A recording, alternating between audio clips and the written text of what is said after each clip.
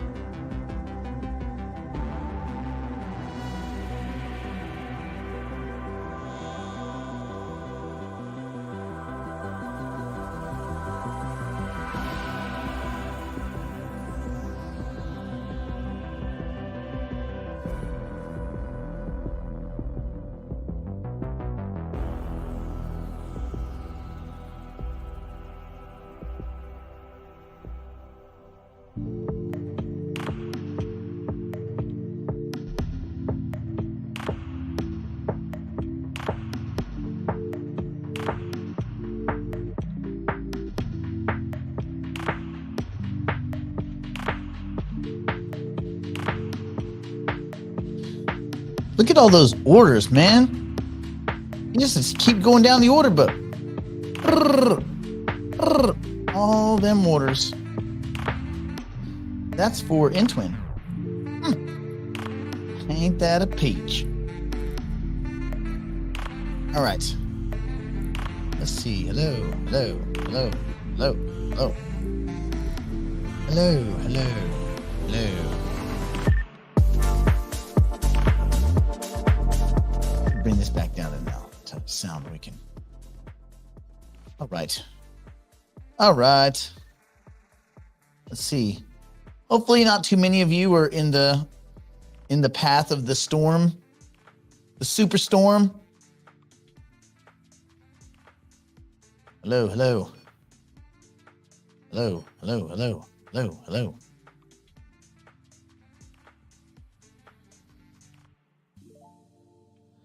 Yeah, let's move down to Florida. Florida's going to be awesome. Let's move down to Florida. Every year they get pelted by these giant storms.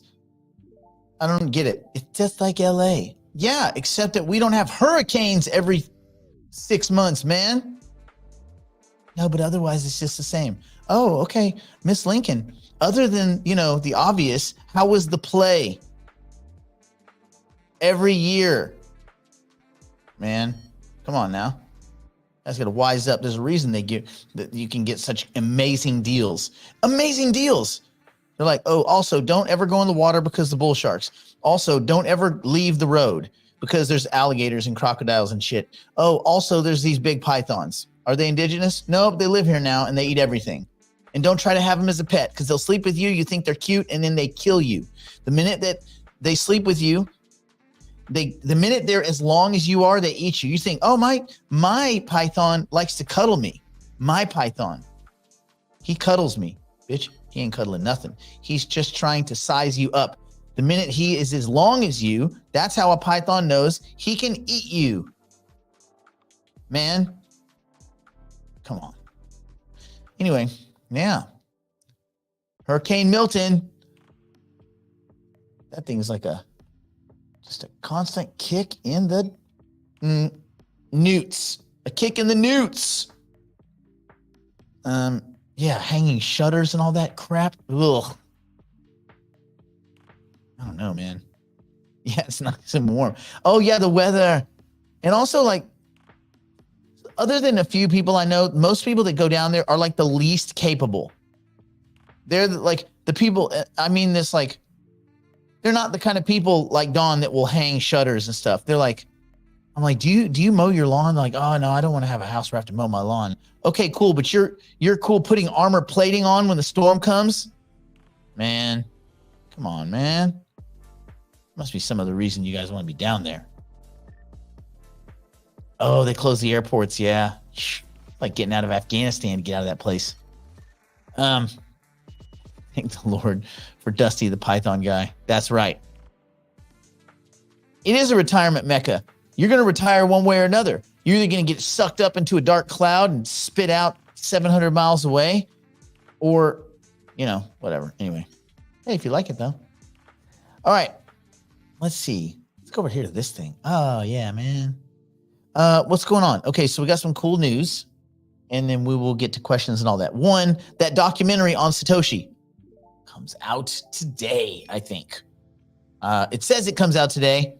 Should come out today. I believe it's out today. I don't know if today means tonight or today means today. Maybe today means today. If today means today, it's already out. If today means tonight, it's not out yet. Either way, today night. Today night. Today ain't. So they're gonna probably, no one knows for sure, but some people have seen it. They said, they say it's Sassman, they say it's Hal Finney, they say it's Adam Back. I think it's Adam Back. We won't ever, Adam's certainly not going to admit it. And I think at the time he was either, when this all, and I don't know if they'll get into this, but they did it. They analyzed the code that he wrote, the way he wrote the code and the systems he used. And it looked pretty clear from like his employment at the time. He might not be Satoshi if it was like a combination of all three of them working together, which it seems like it was. But he wrote most of that code. And oddly enough, they based a lot of it on a lot of the work that, on much of the work that Silvio Micali did. Algorand, the crappiest crap in the crap pile. Yeah, that one, that Algorand. What a bunch of douchebags. Oh man, I wish I could have fast forward to now. The last time, it was like 2 Thanksgivings ago. I think I told you I was over at my buddy Scott and Dave's place. My buddies, Scott and Dave, 2 different buddies. And Scott's, I don't know if it's an in-law. It's like it's a relative by marriage, not a relative by relative, by like DNA. But he was the marketing guy for Algorand. And I just remember thinking, like, I talked to him for about 10 or 15 minutes. I was like, what a weird coincidence. This guy's like a big deal. And the more I talked to him, the more completely like crypt-hearted I realized he was. Like, he didn't know crap about nothing. And I was like, oh God, I thought that was a good project. I'm like, and I even, like, I kind of confronted him. I was like, you don't think it's weird that you guys are turning your backs on all the people that invested, that you're kind of, I get the opinion you guys are like kind of really prideful. Like we're all about science and all that. We're science, like the typical, we can't possibly dumb it down enough for you simple humans to understand, but trust me, we're working on big stuff. That kind of attitude. And I said, I don't know, man. Seems like you want to be nice to the people that funded you, because when they stop, you stop. Oh no, trust me, we got a lot of big things coming, a lot of things. And that's when you hear that, sell it. Ain't no big things coming for Algorand. Algorand is a dumpster fire. Anyway, sell it. I mean, I'm not telling you to sell anything. I'm just saying, when people tell you big things are coming, ain't nothing coming. Oh, trust me, big things. Bullshit. All right. So that's that documentary. That'll be interesting. Yeah, it seems like they're going to put it on Sassman, but it's unlikely that any one person alone was the guy. I think that they'll draw the conclusion, like Sassman, I guess he, like, in the morning on the way to work or whatever, drove past this guy, Satoshi Nakamoto, like the guy who's like, I'm Satoshi Nakamoto, I sell insurance. I don't know what this is. I am not a computer billionaire, trillionaire. So anyway, it'll be interesting. We'll see. I guess it's good press for crypto. No, not Adam Sandler, Adam Back. I think it's pretty clear it's Adam Back, but that's just me. Just one guy talking. But you know how you can do handwriting analysis? You can do code analysis, the way people write code. You'd think code would be like you have to get it right. But sometimes the little nuances and the way people don't get things right can create, that's a DNA of sorts, a kind of fingerprint. And that fingerprint is like 95% the same as the code that was written in the original corpus of code that was Bitcoin. So just saying. Okay, so that's it. That'll be interesting. I'm gonna watch it. All right, the Ethereum community, that community, you know who they are, them, those, they. And I'm not just talking about one person who identifies as like several people. Seems greedy to me, but whatever. Like if I go to a party and they're like, okay, everybody gets one piece of cake. I'm like, oh, whoa, whoa, whoa, whoa. I identify as they. I get many pieces, as many as I want. Matter of fact, if there's 12 pieces of cake and I identify as 12 people, I get the whole cake. A few. Anyway, the Ethereum community is quite miffed over some things that Eric Balchunas said. So essentially, this is the guy, he's actually kind of cool usually, but you start to realize that these guys don't know shit about crypto. And then you start to realize that a lot of people that you think know about crypto don't know about crypto. They don't even understand like basic things, like really basic network level, like simple game theoretical things. So we'll go into it. Anyway, Ethereum community has lashed out at Bloomberg's Eric Balchunas, unless it's Balchunas. Well, anyway, they're not liking him. They're mad at Eric over misinformation. And I don't think it's misinformation. I think it's stupidity. You be the judge. The flawed AWS claim about Ethereum, which points to a basic grand misunderstanding about blockchain fundamentals and the way these distributed systems work. Eric EB, senior analyst, senior ETF analyst. What a specific job. How many ETFs are there? 2. Okay, be that analyst. Okay, how they doing? They're good today. Sweet. You get a paycheck. What about tomorrow? Tomorrow, I don't know. I have to check in the morning when I come in. Think they'll be good or bad? I don't know. Cool. Good analyzing. You get another paycheck. All right. Eric found himself at the center of a heated backlash from the Ethereum community after posting what they labeled as misinformation. It's not misinformation. It's stupidity. Anyway, yesterday, Eric shared a passage from the book. And this is, here we go. Bitcoin Beginner's Guide. Well, you should assume there's going to be some nonsense on there.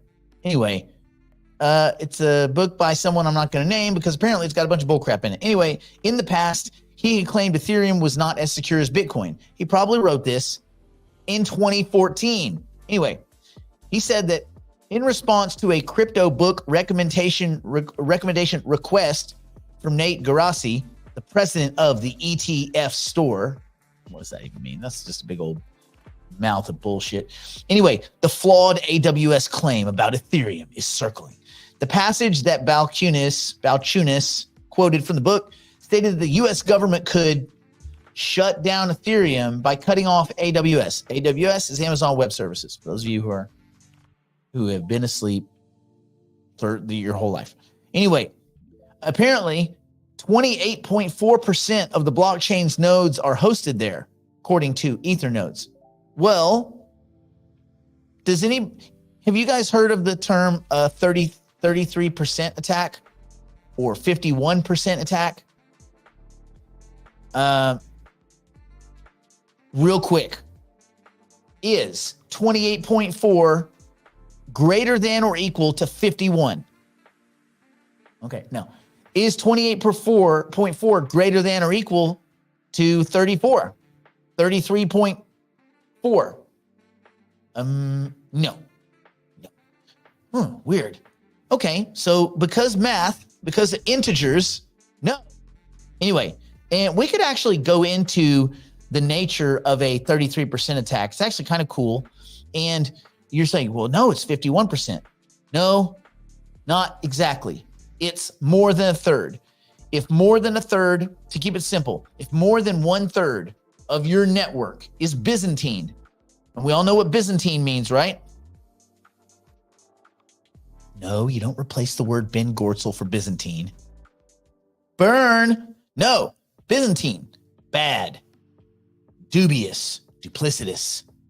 Conniving. Scheming. Dirty. Okay? Yeah. So, if more than a third is bad, more than a third, they can, because math, take over a network.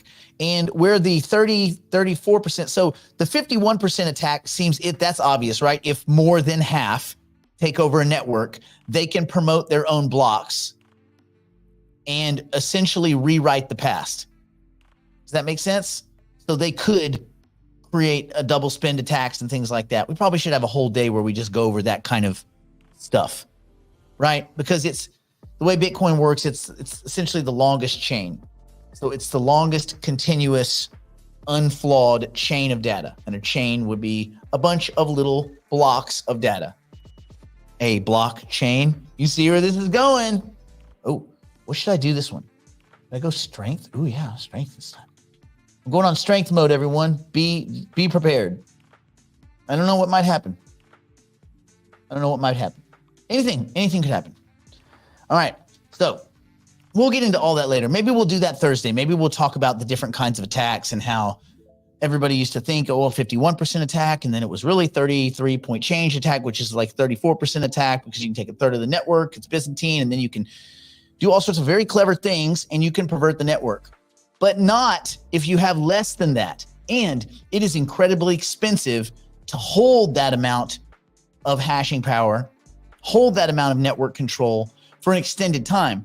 The longer a network goes, the longer its history becomes, the higher the value of the asset becomes, like in the case of Bitcoin and to a lesser extent Ethereum, the more expensive it would be to perform this kind of attack, these kinds of attacks. Let's say it like that. So Ethereum operates on a decentralized-ish network. And again, consensus is discovered in a decentralized manner. You might argue that, well, wait a minute, though, if everybody's pulling their mining resources into like one pool, then it's not really decentralized. That gets into the governance side.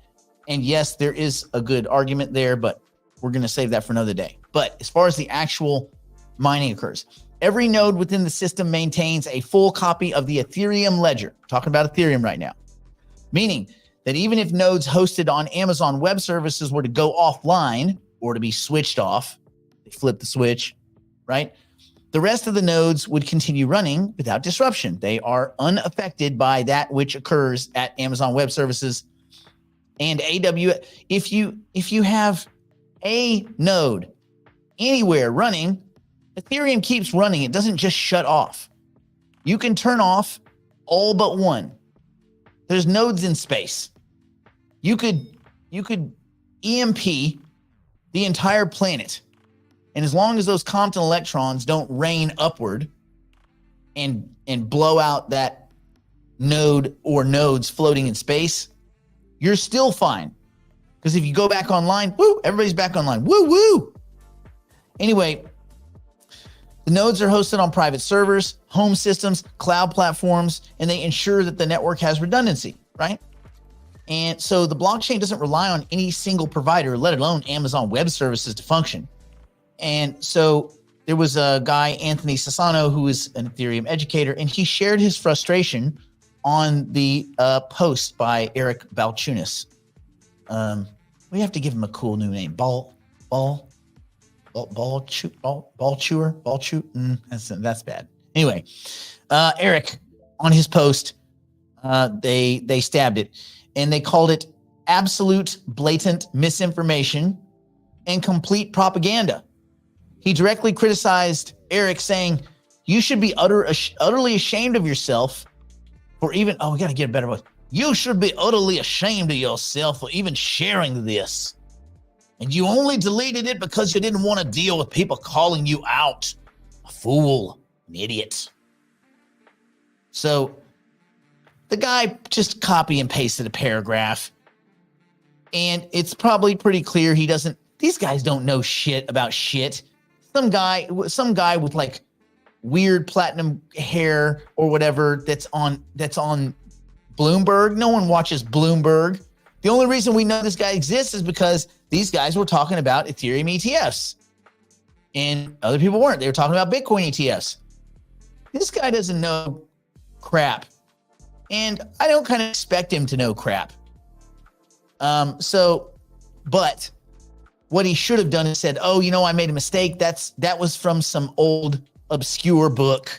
And I just thought it was an interesting, thought-provoking thing or something. He could have backed his way out of it. But these guys, they're very prideful, a lot of hubris going on. And I think he said nothing.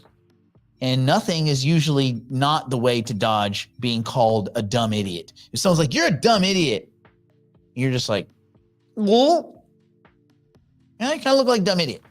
Anyway, so the Ethereum community also pointed out the absurdity of another claim from the book passage that suggested the kidnapping of Ethereum co-founder Vitalik Buterin could result in someone forcing him to hand over all the ether they want. Oh, God. And I hope that you guys understand that that's silly because Vitalik doesn't own all the Ethereum. He doesn't have like a secret key where he can like, I will siphon off your Ethereum. It doesn't really work that way. But okay. And so the statement was widely mocked for just a gross misunderstanding of how decentralized networks operate. Consensus product manager Jimmy Ragosa called the shared excerpt the most propaganda-ridden paragraph ever. Well, probably not ever. I'm sure there were some things that were said, like in World War II, that were worse. But short of World War II, I think we're close. Misunderstanding of blockchain fundamentals. Many Bitcoin maxis. This is true of any of the maxis. Listen, you want to find a dumb group of people. It's not just those dumbasses using Solana for meme coin bullcrap. There's dummies everywhere, bro. Oh God, you want to be showered by dummies. Go in the Singularity Net price, not SNet, the SNet ASI price chat, the price chat. There you will see the dumbest of the dumb. I hope, well, nobody in here is in that chat. I go in there for a giggle every now and then just to see who we're competing against. And I realize that there's no lack of stupidity. So we're going to be okay for we're going to be fine for a long time. Everybody here, if you're worried that like, well, what if everybody gets really smart all of a sudden and starts investing wisely? No, my friend, no. That's not going to happen. You're fine. Everybody here is fine. Anyway, so a bunch of Bitcoin maxis, they tend to misunderstand blockchain technology, which is weird because that was the first blockchain technology. But they do misunderstand Ethereum quite dramatically. So that's just kind of like a normal thing. Every blockchain-based system, regardless of whether it uses proof of work like Bitcoin or proof of stake like Ethereum now uses. Remember, Ethereum used to be proof of work. It converted to proof of stake. It relies on a shared set of rules to maintain the legitimacy of its ledger, right? You know how a transaction works.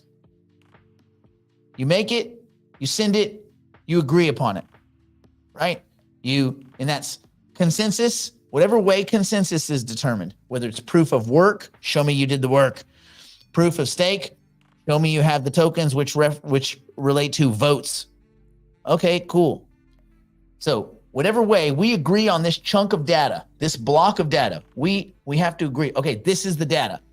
Now I'm going to send it out and everybody's going to take a look at it and they're going to validate it. So you make the data, you send the data, you validate the data. Make it, send it, validate it. That is crypto. And ideally, there's no holes in that. And there's no gaps where people can come in and pervert the message or pervert the outcome or step in front of the message or use one of a variety of game theoretical attacks to pervert this. That's why Bitcoin is so badass, because it solves so many of these things. This kind of, Byzantine general's problem in computer science, which I'm sure they go into that tonight, actually, or today, or whenever I'm sure they go into that. I would hope they would, because it's pretty important. But anyway, so all of these systems have shared sets of rules to maintain the legitimacy of their ledger, and they have ideally transaction termination. So like after you'll do a transaction, let's say you'll send something to Coinbase and they'll wait for a few validations. They'll say waiting 5 confirmations. Waiting, so they're waiting for blocks to go by to confirm that what happened a while ago really did happen and it doesn't get rewritten somehow. And so you have transaction termination. Yes, this happened for sure at this block for this amount. Do you know what the validation time is for the time between transaction and termination, meaning transaction permanence is like on Visa or MasterCard? It's 45 to 60 days. Say, how do you know that? Because you have 45, 60 days where you can challenge a transaction and they can claw the money back. 30 minutes. It's 45 to 60 days. Can you believe it? Doesn't that sound incredible? That's what it is. You don't have transaction termination on those networks for a long time. And that's their version of editing, auditing, protecting the network, protecting people from people and all this kind of stuff. The crypto world, they were like, no, we're gonna have transactions happen. If you accidentally sent your money somewhere else, shit's gone, bro. If you get scammed into buying a doll that you thought was like a little furry doll for your kid, but it turns out to be like a weird sex doll, guess what? You just got yourself a sex doll. There ain't no refunds. You're not reversing that transaction. So anyway, it's no wonder they're not using crypto on eBay because of all the scams that go back and forth on eBay. And there are a lot, by the way. Okay, anyway, but the way it works is if any node in this system becomes Byzantine and deviates from the rules, its version of the data or blockchain will be discarded from the rest of the network. You leave, you cannot come back, and your information is void. So anyway, it's weird. I guess it's weird why this guy from Bloomberg did this, Eric. His tweet was, and matter of fact, I wonder if I can, let me just give you that tweet so you can see it. See that? See this tweet right here? Let me just get this little thing. Let me get this little banner out of the way. Let me just look at this tweet. Let's look at what this clown's talking about. Okay, look at those pretty little trees. And finally, the reason Ether just isn't the same or as secure as Bitcoin, again, any normal person can understand this writing. That's the key. Oh, really? You don't even understand it, Eric. I like how he kind of dick moves people. He's like, any normal person. Oh, okay, cool. I mean, none of it's correct. So I guess I'm confused, Eric. So I wouldn't have blamed him if he had just posted this and said, isn't that interesting? But he had to put his little stank on it, didn't he? He had to put his little stank on it. And, that goes back to like, man, these guys, I guess they're all motivated and driven and probably pushed by other entities to say certain things. Who knows? Maybe it has something to do with aligning with this piece that's going out today on HBO or whatever. But anyway, so when people in the Ethereum community argue or basically that this type of information is harmful, they're referring to the fact that it perpetuates a misunderstanding of what makes blockchains resilient. And then it also creates a misunderstanding of what makes Bitcoin resilient. He probably should have read it before he posted it. It's like this. If I see some discussion, a podcast about medicine, and the person discussing it doesn't have like PhD or MD after his name, I'm not paying attention, bro, because there's a good chance he doesn't know what the truck he's talking about, especially when it's like health advice. Although now you just go to, GPT-01, but before 01, oh God. Anyway, blockchains are not centralized systems. They can be perverted, right?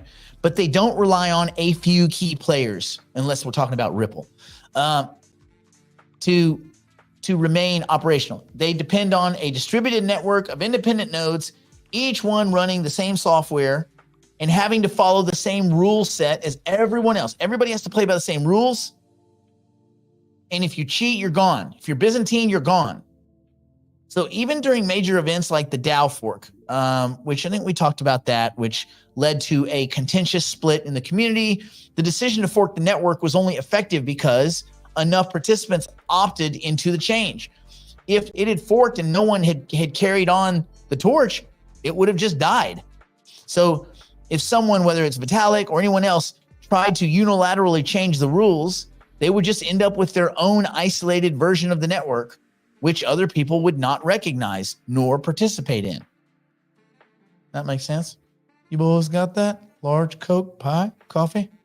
Anyway, so there's that. Kind of interesting stuff. All right, let me adjust this. Let's get off of Eric Balsakis because we have some other interesting stuff going on. Crypto.com. Maybe you guys know this. Let me see if I can pull that bad boy up. Crypto.com done got a Wells notice, fellas. A Wells notice. Let me see if I can get a picture. Well, there's a little Crypto.com logo. I don't know if that's, I guess it's appropriate. Let's see. Okay, so you're like, okay, cool, man. What's a Wells notice? Well, it's when the SEC says, hey, we're looking into you. And what usually comes right after that is that they sue you. So Crypto.com, basically, they sued the U.S. SEC. They basically went right after. The minute they got their Wells notice from the commission, they said, cool, we'll see your Wells notice and we'll raise you a fucking lawsuit, motherfuckers. So like, this is pretty cool. One, Crypto.com is scammy. So I'm kind of like, I don't know what side to choose here. I mean, they were scammy in the, like really scammy in the past. They did some sketchy stuff. That's neither here nor there. That's in the past. But what's pretty interesting is that they didn't wait around.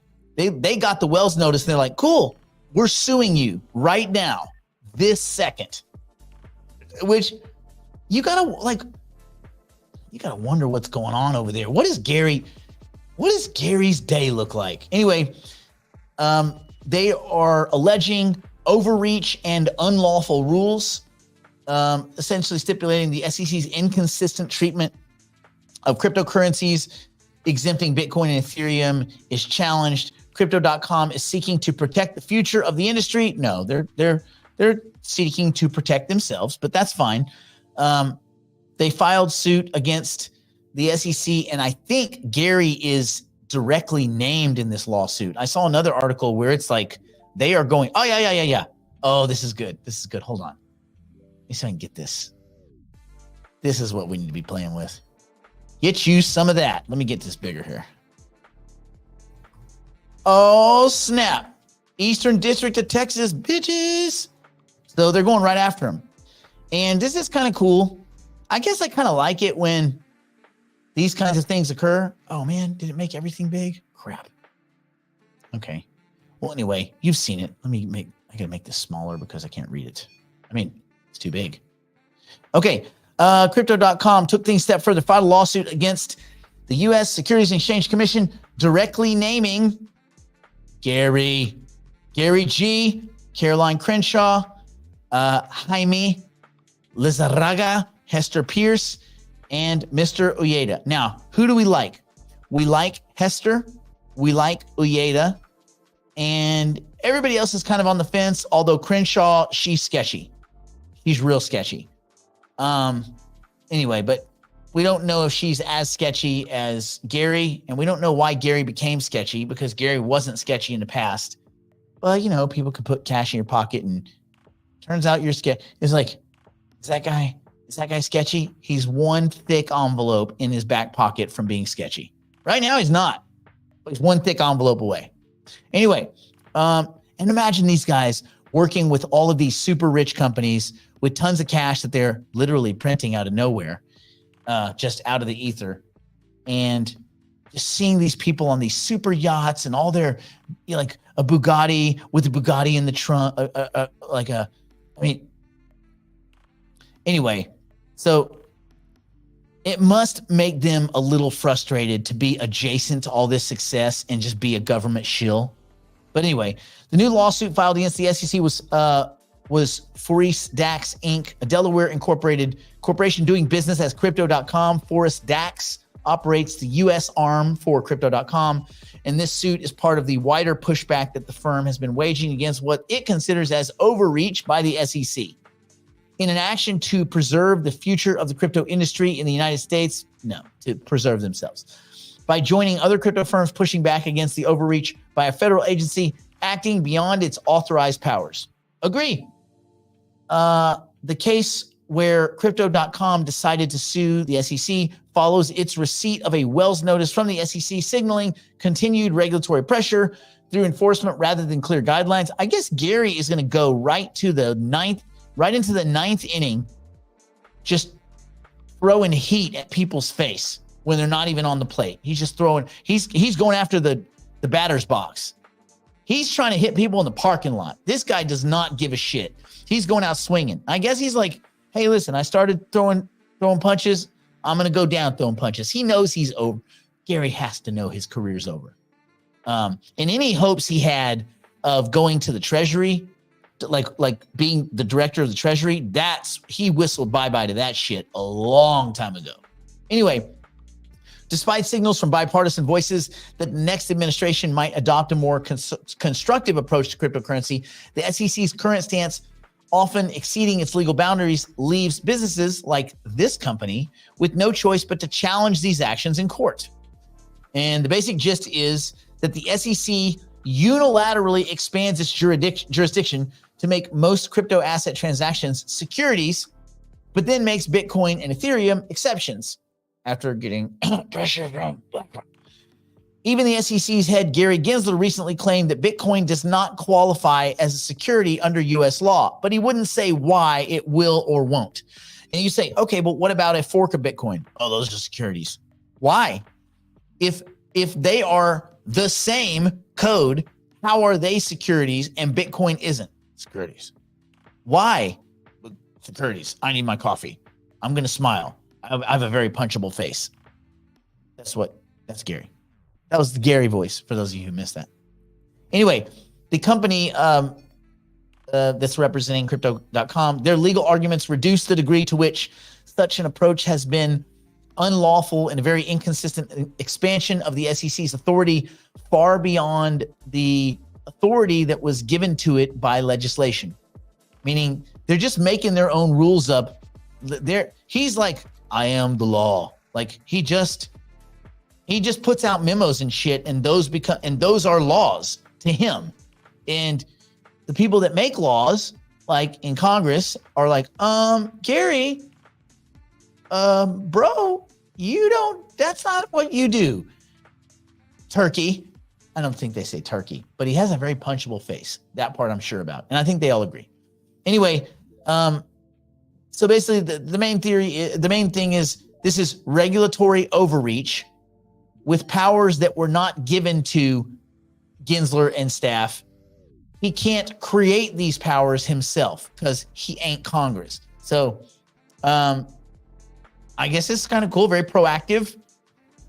Beside the ongoing lawsuit filed against the SEC, Crypto.com's affiliate CD&A filed a petition with both the CFTC and the SEC, and it requests from the agencies a joint interpretation, okay, that certain cryptocurrency derivative products fall exclusively under CFTC regulation and not the SEC. So this is part of Crypto.com's continuing effort to bring some clarity to the regulatory landscape using every legal opportunity they can, including the joint rulemaking process provided by the Dodd-Frank Act. And it requires or requests explicitly that these products be identified as swaps, security-based swaps, or mixed swaps under Dodd-Frank. And so under that Dodd-Frank, agencies are compelled to respond with a determination. They can't keep kicking the can down the road. They have 120 days. And if they fail, they have to publish a written statement explaining the reasons for their inaction. So the company stated, we are confident that our internationally recognized commitment to regulatory compliance and recent court rulings against the SEC's claims towards crypto industry participants put us in a winning position to challenge their unjust actions. Man, These guys are very angry. Anyway, they finished with saying, although unfortunate, we trust the U.S. judicial branch will help provide the much needed check on the current SEC's leadership and its arbitrary actions against crypto and validate our claims. Our success in this matter will reaffirm our compliant operation for the benefit of our customers and the entire category in the U.S. Okay, real quick. Crypto.com doesn't give a shit about anyone except people paying Crypto.com fees. It is a sketchy ass fucking dumpster fire platform that I'm surprised it's still running. They are among the fucking dirtiest people in crypto. That was another one I expected people to go to jail, but for some reason they haven't yet. Now, I don't know about the US arm of it, kind of like Binance US, but I know that Crypto.com in Europe is a fucking scam. They held people's money. They lost people. They've done all sorts of sketchy shit. So I don't feel bad for these guys. The SEC's probably right, but the SEC can't make rules as they go. And a fucking memo that Gary writes while he's driving his, 1.6 liter Audi to work, a little memo he wrote isn't law. That's not how it works, Gary. And he's gotten too big for his members only jacket, I'd say.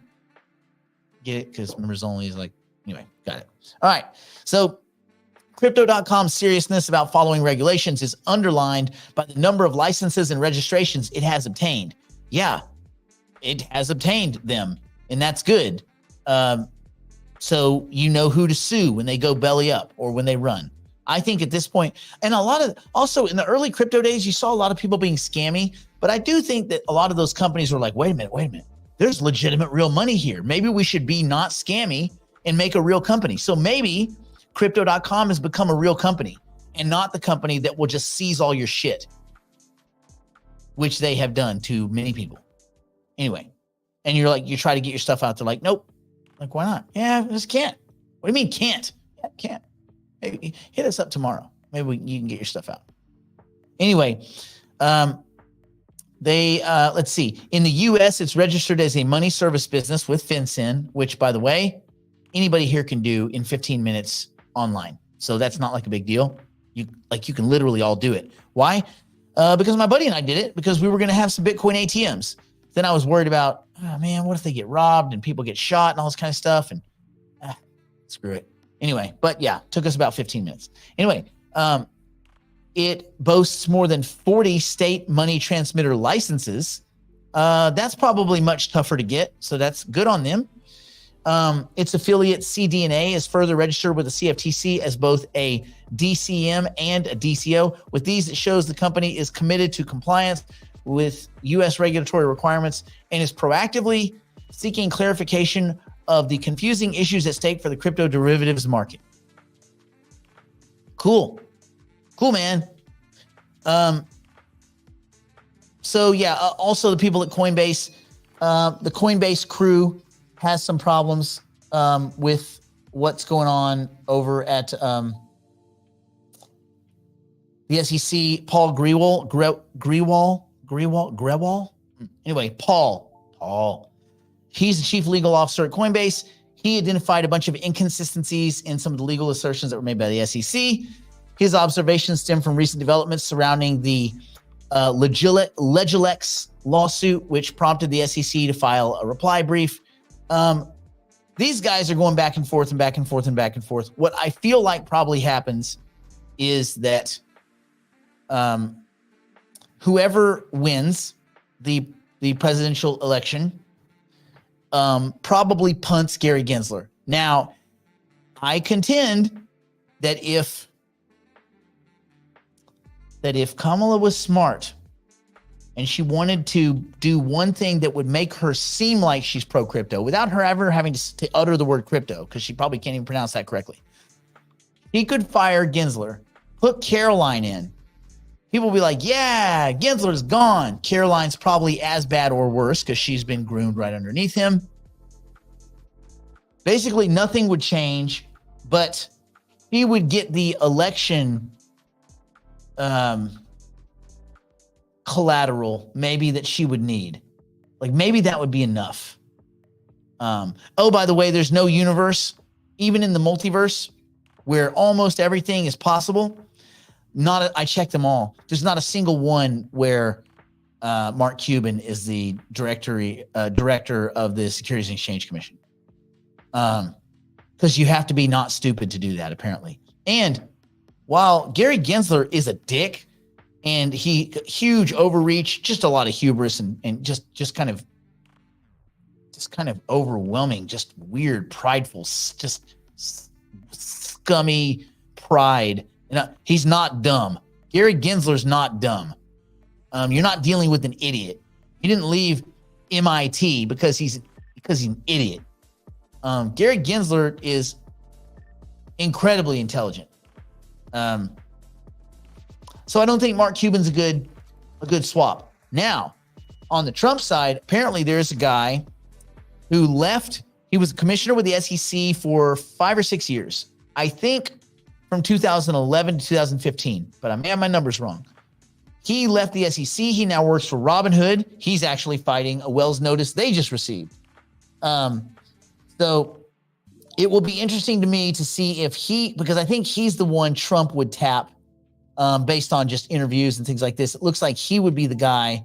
Most likely he's got a good relationship with a lot of senators and congressmen.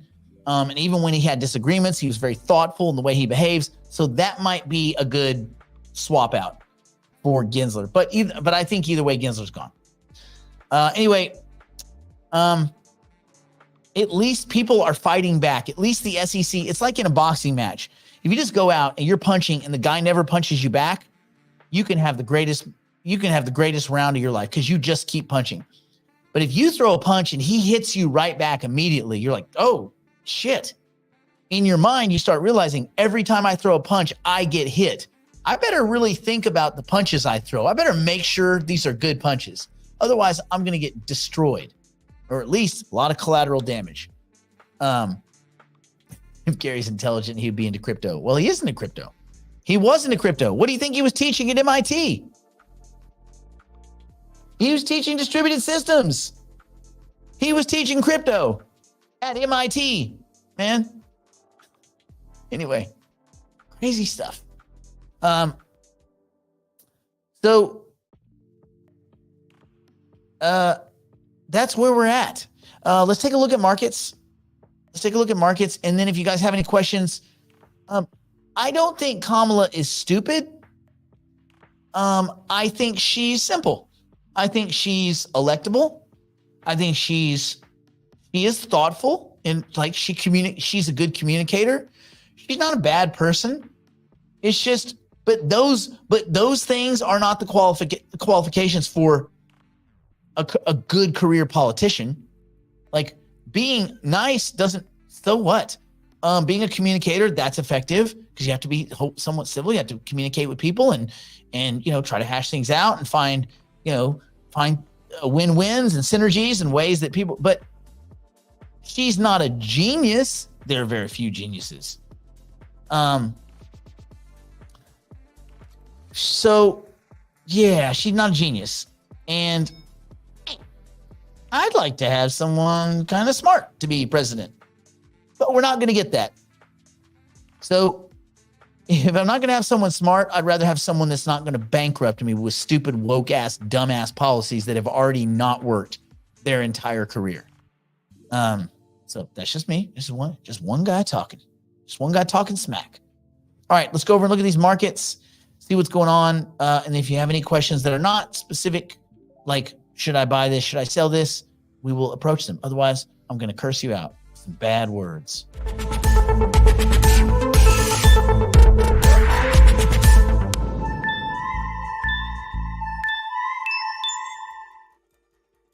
All right, what's going on? Things are kind of quiet.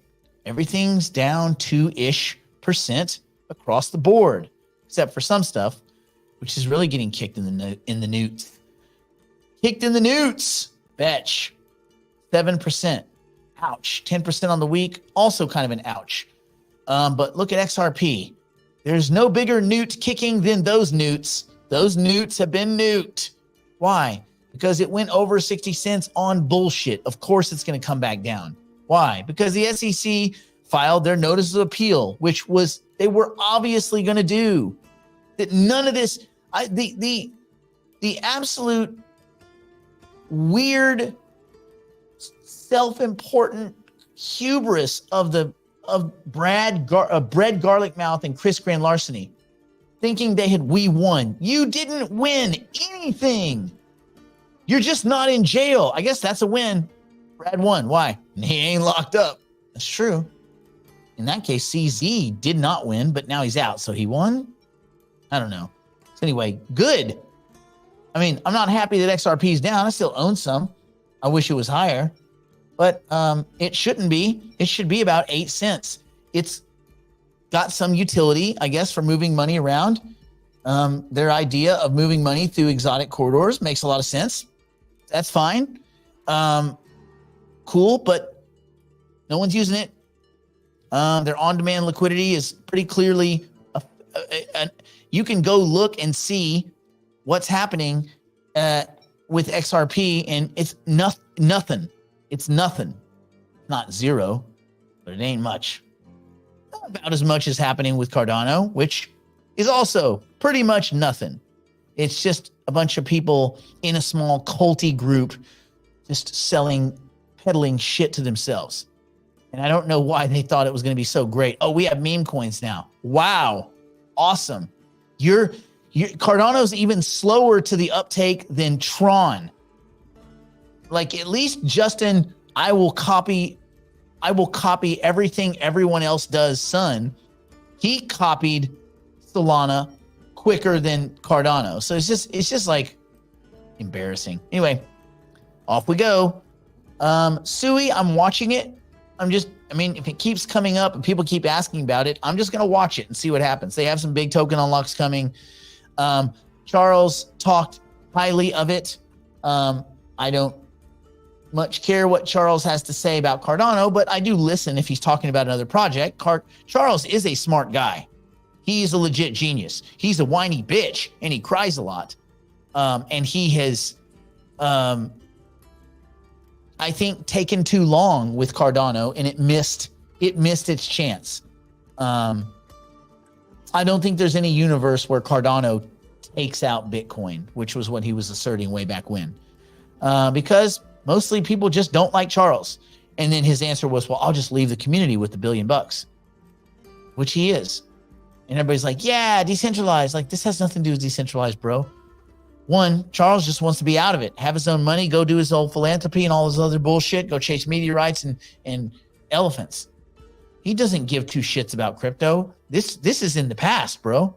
He's already fucking checked out. If that's not clear by his podcast, like, this dude is gone. He is checked the fuck out. He's like an actor that's on set that's already read his last line. It's like, oh, when'd you finish? Oh, shit, I finished a week ago. Why are you still here? They got me on the payroll, bud. They keep paying me for nothing. All right. Aptos having a dandy of a day. Go on then, Aptos. Go on. Fetch getting kicked in the newts a little bit. Everything's down a little bit. Nothing's down a lot.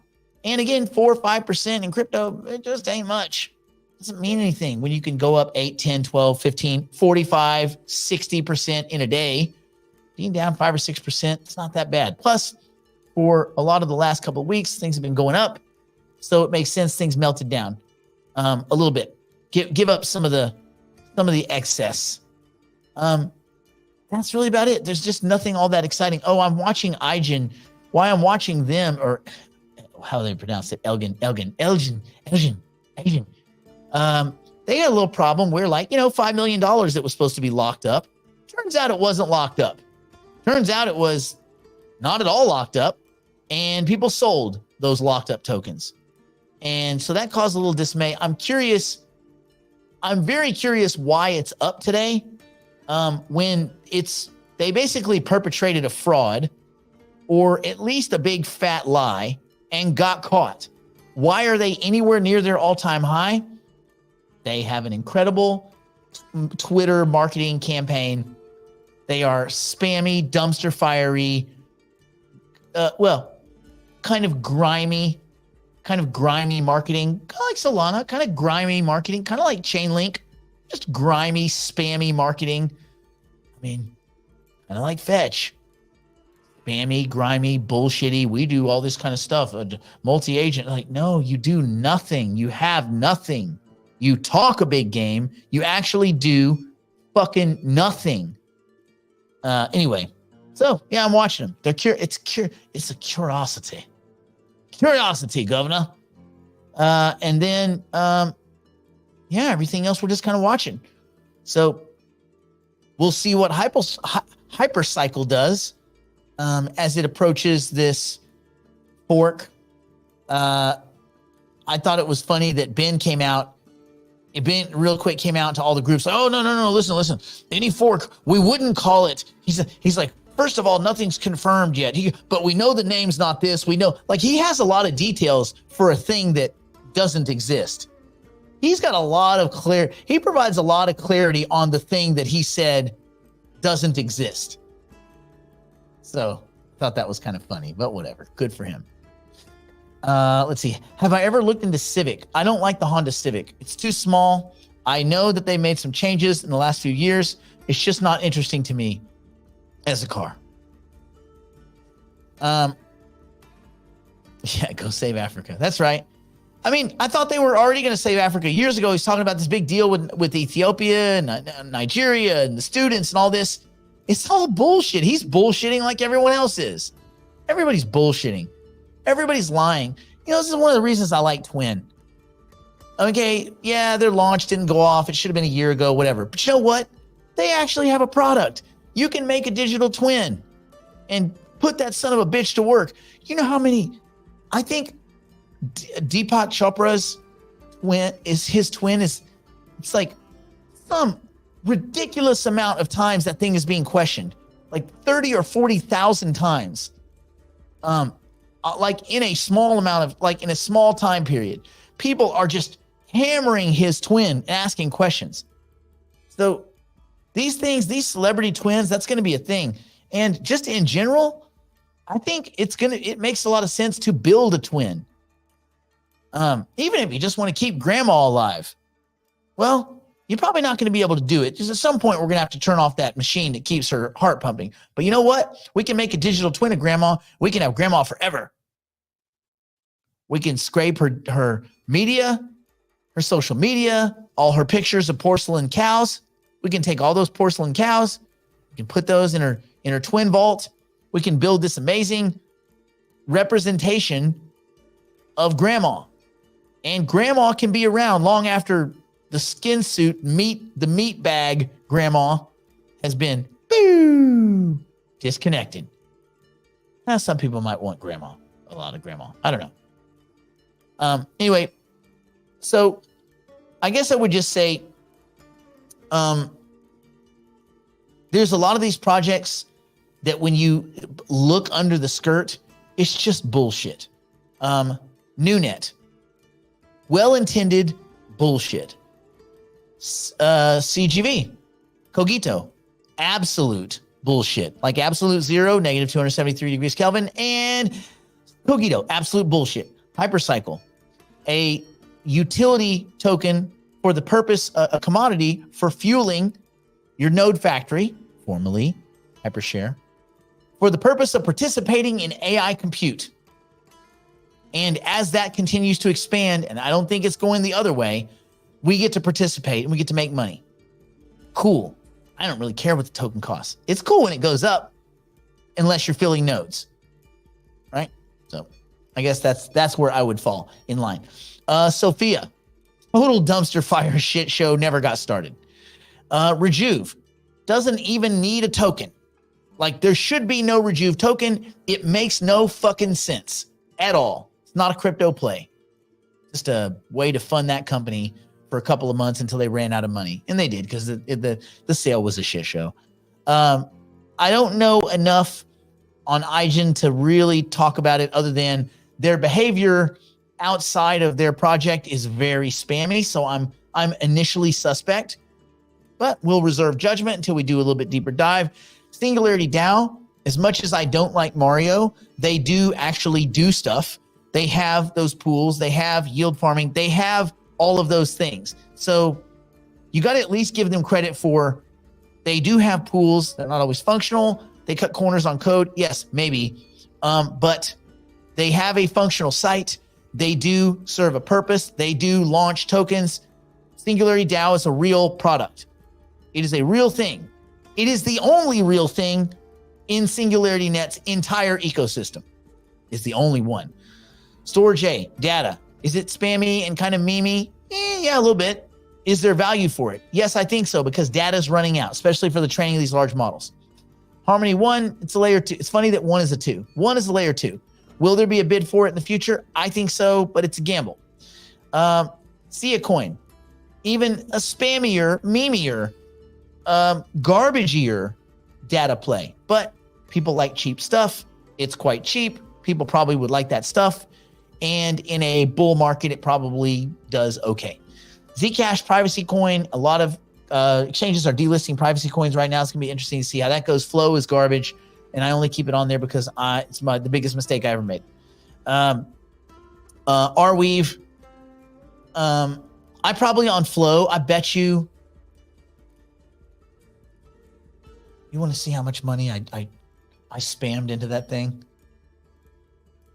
This will depress me, but I gotta know. This will depress me. Let's go look up the failure we know is Flow. I think I put.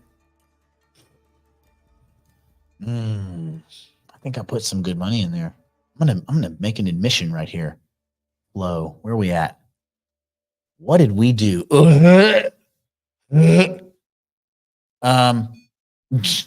My entry price, $29. $29. 29. I tried to dollar cost average it with 75 cents and 68 cents and $1.18. And as you can tell, that's clearly worked. So, yeah.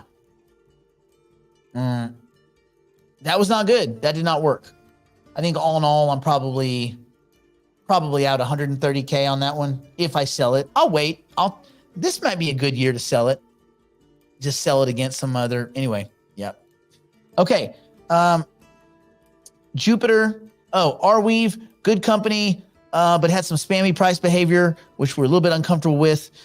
Jupiter, we like it as a proxy for Solana without having to participate in Solana. By the way, Jupiter just came out with an app. Did you guys know that? Be careful. There may be some fakes out there. But Jupiter just released a phone app. Should you use it? No, because you don't do crypto on your phone unless you're a fucking idiot. But if you want to take the chance, and you know what? It's Solana crap anyway. So you might as well do it, because what's the worst case? You lose some Solana. So what? Algorand used to be awesome. Oh, enterprise, really smart people. Silvio Macaulay. We're very smart. You can't understand how smart we are. It was 12 cents. Fuck you. That's what they basically just said. Haha. Silvio's rich. Everyone else is poor. 1 to nothing. Or I guess billion to nothing. Total dumpster fire, but it probably melts up in a bull market. Everything melts up in a bull market, even crap. A lot of these layer ones are just irrelevant now. Matic, cool. Layer 2, a lot of fake partnerships, but the product is good. Matic's product is good. The Polygon network it's good. It's cheap. You can fire off transactions really well. So I think there's probably value there. Graph tokens is purported to be an AI token. It's not. It has nothing to do with AI. It has everything to do with Ethereum. But you know what? Ethereum ain't going anywhere. So it probably makes sense as an infrastructure play against Ethereum. Background. Small one. Tiny. Keep your investment small and tiny. This is not AI. So don't buy into the bullshit. Cosmos, really good layer 1 that no one cares about and probably ain't going much of anywhere. Unfortunately, it's great. It's unfortunately great and no one cares. That's where we're at. That's where we're at in life. VeChain logistics, it's China. It's a maybe. It's a maybe in a bull market. everybody's like, oh, with all this China stimulus, the Beijing bazooka, this thing's going to go wild. No, not really. It's not gone wild because the Beijing bazooka was a big freaking letdown. Again, China's stimulus measures, it's all bark and no bite. Optimism, I am optimistic. I think it probably takes out highs in the bull market that's coming. Base is based off optimism. It's cool. It's cool, bro. It's cool. So I'm a fan. Filecoin, big data, love it. Render is a bullshit, memey, spammy, Hollywoody. We do AI, but we really don't. We render all this stuff, but we kind of really don't. And we chase every trend like, oh, Solana was a trend, so we chased that. Now we're on Solana. Now we crash 4 times a day. Great. Well done. Well done, Render. You really did us a solid. Bunch of fucking retards. Anyway, Monero, privacy coin getting delisted from a lot of places. Be interesting to see how these privacy coins do as they get delisted. Also, remember what's coming out from Cardano. Well, remember, Midnight and Dust, the Dust token is actually going to be it's a 2 token system. Like the Dust is created by, I think it's like you have the 1 token, which is the privacy token. And in your wallet, it generates Dust. Dust is the gas used to send a privacy transaction. They're airdropping everyone. I mean, as just a final FU from Charles, instead of the Cardano community, they're just going to give the coin to everyone and also some to the Cardano community. Because again, why take care of the people that got you there, right? Just spam the token out in every direction. And I'm sure he'll have a long dissertation about why that's the right choice. And then when we come back a year later to ask why the project failed and why it's an embarrassment, he just won't be around. He'll be mushroom farming. He'll be like, well, decentralized. That'll be his one-stop answer. Decentralized, full decentralization. We did it. What do you mean we did it? Eureka. What do you mean Eureka? Anyway, Uniswap, great product, right? It works. You can go swap stuff on Uniswap and it's cool and all, but the coin means nothing. It has zero use in their network. So I just don't know if they have plans for that, or I don't know what you're buying. What are you buying? Doesn't do anything. Fetch, multi-agents. No, not really. Oh, was ASI. Really? Why does it say Fetch then? Why didn't it say ASI? Well, no, trust me. It's the super sensitive. No, looks a lot like Fetch. Is Fetch. They're slapping together a bunch of projects, hoovering up some liquidity, charging people to exit. I mean, it's just it's a dumpster fire, dude. Fetch is a fucking dumpster fire. It's a bunch of scammy scumbags on the Fetch side. And this is the other unfortunate thing. Like Fetch used to be a cool project. It used to be like they really cared. Now it's clear they just want to exit. I guess at some point, just everybody wants to exit, man. Everybody wants to exit. Yes, we love Filecoin. We love Filecoin. I do. I like Filecoin. I think it's valuable. So anyway, Fetch, it has become a spammy joke of a token. It's AI adjacent with multi-agents. We've merged ASI, the Alliance. What's the Alliance? You guys all one company? No. Our token.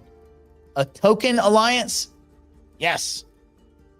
What the fuck does that even mean? Our tokens are working together. Oh, cool. Like when I put 2 dimes in a bag, those dimes are they're friends now. They work together. If I put 2 dimes in a plastic bag and come back a week later, is there an extra nickel?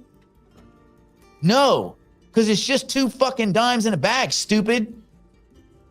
Oh, it's a token merger. That doesn't fucking mean anything. I don't know why people don't grasp this. It means nothing. Nothing. It's not even, what is the legal standing of that? Are you guys the same company? No. You guys have same board of directors? Mm-mm. Do they own your stock and you own theirs? No. We're not trading equity.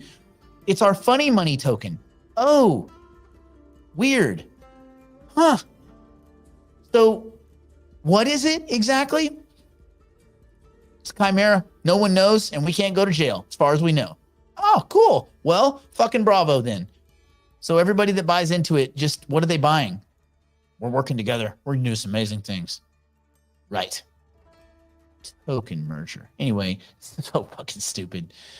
Which is why every chance I get, I trim it. I trim it. Now, in a bull market where people are basically stupid and they don't care about the look, I mean, things can be wildly popular and people have no clue.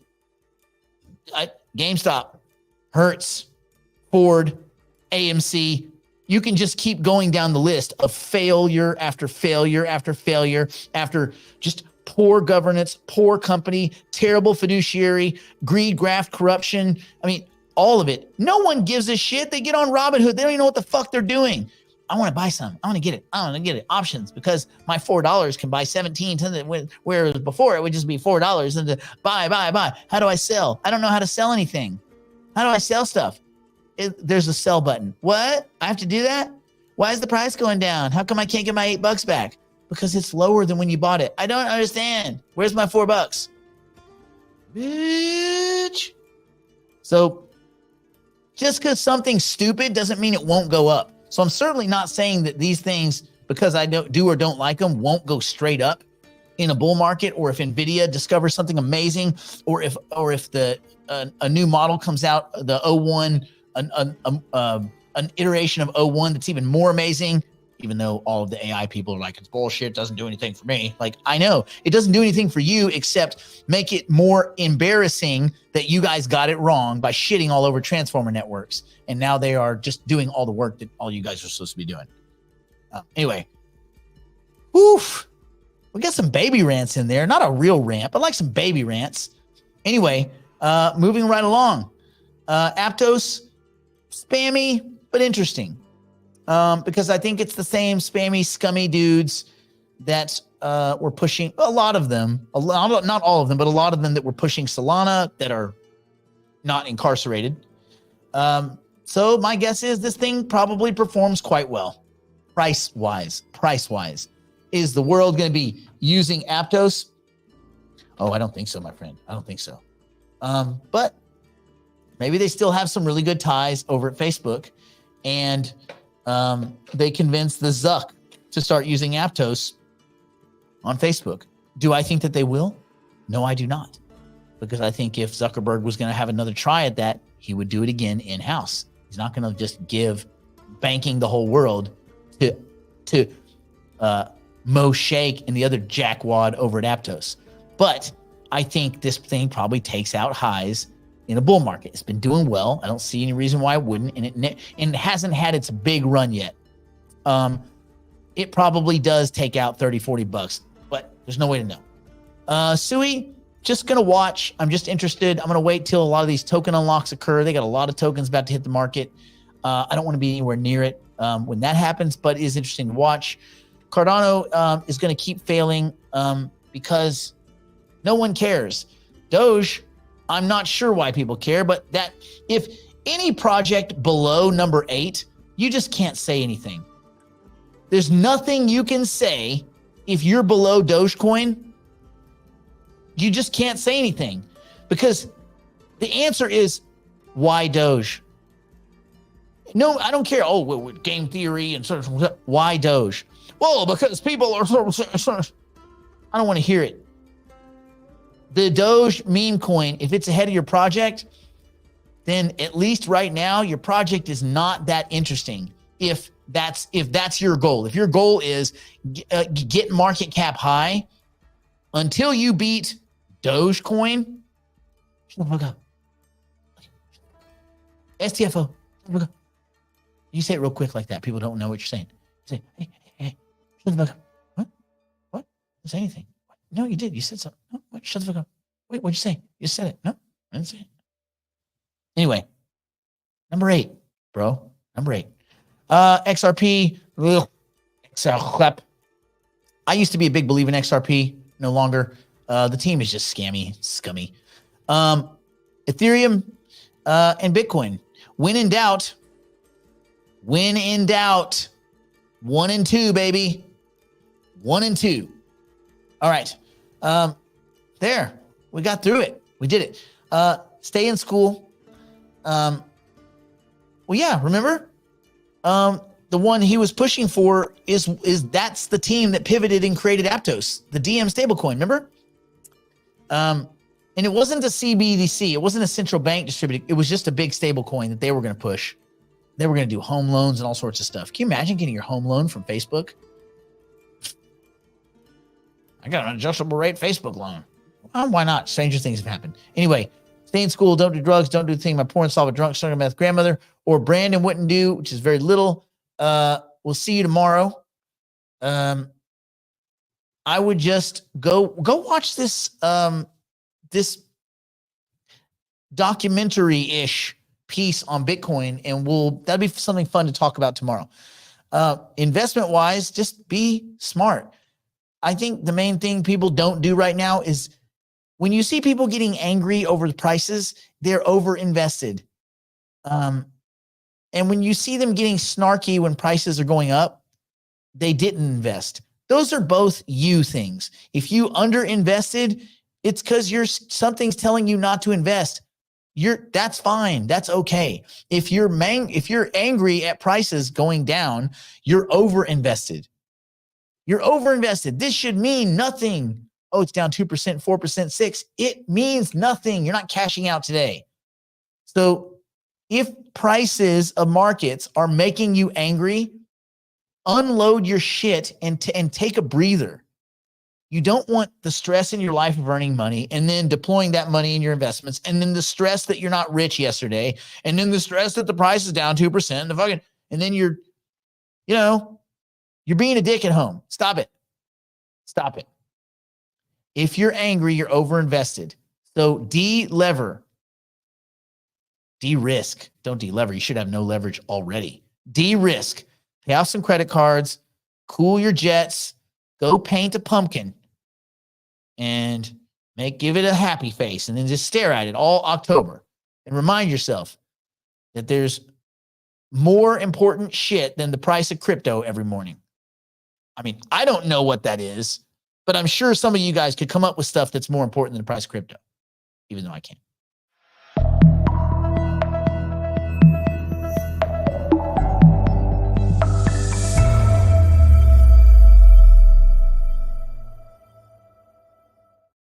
If you're an accredited investor and you want in on angel, seed round, or early round equity and token opportunities in the artificial intelligence and cryptocurrency space, schedule an interview at nickblacknext.com.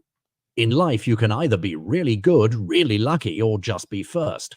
Being first is so much easier. Schedule a digital private client interview today at nickblacknext.com. You do it right there. There's like a little calendar. Just do it right there with that little calendar.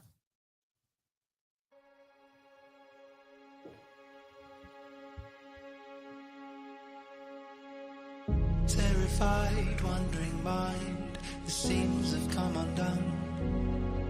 You've been telling lies to these eyes as if they'd never seen the sun. Now you've let your guard down and your heart is exposed. Now you've let your guard down, but how could you have known that I'm the big fish round here? You're a small fish. I could make you disappear. You should know this. I'm the big fish round here. You're a small fish.